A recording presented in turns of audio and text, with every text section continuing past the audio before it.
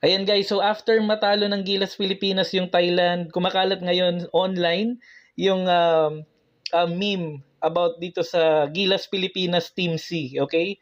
So i-play natin tong video nila Poy Eram pagkatapos nilang talunin ang Thailand.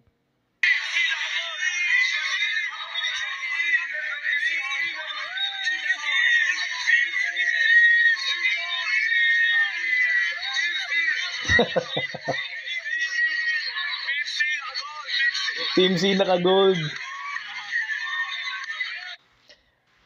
Well, yung takeaway ko lang naman dito guys, tama naman talagang biro lang sa kanila to, pero for me, karapat dapat lang silang tawaging Gilas Pilipinas Team C. Gilas Pilipinas Team Champion. Congratulations.